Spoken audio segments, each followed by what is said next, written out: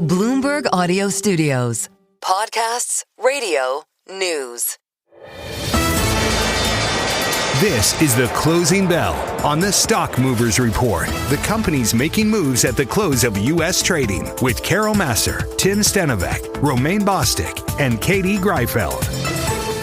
I want to take a look at what's going on with Autodesk. Shares of the company makes PC software, multimedia tools, fourth quarter adjusted earnings per share beat estimates. Shares up 3.2%. First quarter revenue forecast did beat estimates as well. As far as those numbers look, first quarter adjusted earnings per share coming in $2.82 to $2.86 is what that outlook looks like. First quarter revenue, the outlook there, $1.89 billion to $1.9 billion. That beat estimates of $1.84 billion. Look backward, fourth quarter net revenue coming in above estimates at $1.96 billion. Shares in the after hours bouncing around, but unchanged as of now. Yeah, this is a stock, Tim, that's still down about 21% so far this year. So, again, earnings kind of giving investors something to chew on, but still not much follow through, at least as it relates to Autodesk, which is down, call it 2%. All right, also keep an eye on NetApp. The share is up about 6% in the after hours trade. Data management software is the game. Adjusted EPS in its fiscal third quarter, $2.12 a share. The street was looking for $2.06. So a beat there in line on the revenue side at around $1.17 billion. The company says that for the current quarter, its fiscal fourth quarter, it sees revenue in a range of $1.8 to $1.95 billion. The low end of that range is right on the nose of the average of Wall Street estimates. The shares right now basically unchanged on that news. I want to go back to Intuit because now we're seeing the stock actually rally more than 2% here in the aftermarket. We know it's been getting hammered, not in a good way, down about 40% Is here. Is there a good way to get hammered? Or explain, Carol. All right. It's been a rough year in 2026. Stock's down about 40% so far this year. But let's go back because Intuit, again to the outlook, seeing third quarter adjusted EPS, it's a little bit light in terms of what the street's expecting. They are looking for third quarter revenue up about 10%. You can see stock bouncing around. Now it's down again, down. Now it's unchanged. So I think investors just trying to figure out good, bad, or indifferent.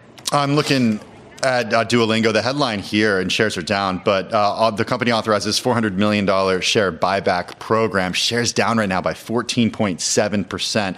The company, for its outlook, one reason why the stock is down, first quarter bookings, $301.5 million. The estimate was for $332.1 million. So a miss there. The company sees first quarter revenue coming in at $288.5 million. That's shy of the $1.8 million that investors wanted to see. This stock has been under pressure. CFO change just a few months ago. Shares down by about 18% as we speak. Once again, 2026 bookings, $1.27 billion to $1.3 billion. The estimate was for $1.4 billion. We got the CEO coming on the program tomorrow. We're going to ask him about all this and more. Luis von Ahn. What language is it going to be in? He speaks a lot of languages, but we're going to do it in English because that's our limitation here. It's going to be accountant language, financial language. Well, going from languages to online marketplaces, I don't really know an easy way to pivot there, but Real right now up 5.7%. This came after forecasts for revenue beat expectations, sees 1Q revenue $185 to $189 million. The low end of that easily passing estimates for $182.2 million. Looking at first quarter EBITDA, adjusted EBITDA forecasts, $11 to $13 million. Estimates were for $8.7 million. So a beat as it relates to Real looking forward. But again, another company that's been under pressure, down also more than 20% so far this year. Computer and server maker Dell now crossing the wire with its quarterly report. The shares popping initially on the back of it. The main headline, the redhead on the terminal, is your fiscal 2027 forecast. Revenue in a range of $138 to $142 billion. The low end of that range is more than $10 billion above the average of street estimates. The street was looking for 126 and change. So a very bullish guidance here on the revenue side. When we go back just a little bit and take a look at the adjusted EPS in the quarter that just passed, the company also beat there, $3.89 a share. The street on average is looking for $3.52. It looks like revenue also beat in the most recent quarter. The company also, guys, says it's going to raise its annual dividend by 20%, boost its buyback program by $10 billion. A lot to unpack here in this release. Yeah, some more in terms of the commentary and context from the company. Recorded AI orders of $34.1 billion in the fourth quarter, $64.1 billion for the full year fiscal 2026 in particular, surpassing 4,000 AI customers in fiscal year 26 with growth across neocloud, sovereign, and enterprise customers. And again, as you said, raising that annual dividend and that board approving that $10 billion increase in the share buyback. And the fiscal year 2027, company sees adjusted EPS of $12.90 a share at the midpoint. That's up 25%, Tim, year over year. And just looking through the commentary in the release to get some more context, the company's vice chair and COO, Jeff Clark, says the AI opportunity is transforming our company. We closed more than $64 billion in AI-optimized server orders, shipped more than $25 billion throughout the year, and are entering fiscal year 27 with record backlog of $43 billion.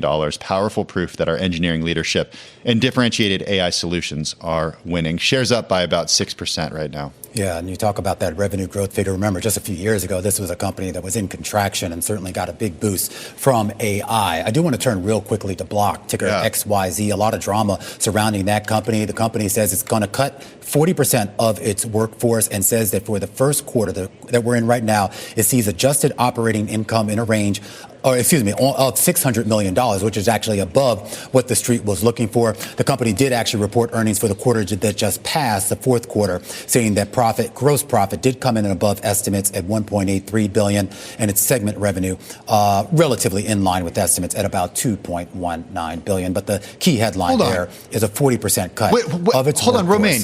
When have you ever seen an announcement 40% cut to headcount? I'm a little surprised by this. I'm actually looking through the release right now. I don't know if this has something to do with some of the drama that we've been reporting on about the future of this company, whether this is about productivity and AI. Jack Dorsey, of course, has not been very vocal about exactly what's been going on there. But we talk about a company that we know has been trying to go through some sort of restructuring. We have to find out the exact reasons why. But, I mean, you look at the investor reaction there, Tim. I don't know if you have a TV screen in front of you, but a 15% pop in the shares on that. Well, when you're paying, when your workforce declines by more than 40%, your salaries are going to be going down. So I think that's probably one of the reasons why we're seeing that reaction right now. But yeah, we're going to have to dig into this more because that is a big headcount cut announcement. The Stock Movers Report from Bloomberg Radio. Check back with us throughout the day for the latest roundup of companies making news on Wall Street. And for the latest market-moving headlines, listen to Bloomberg Radio live. Catch us on YouTube, Bloomberg.com, and on Apple CarPlay and Android Auto with the Bloomberg Business app.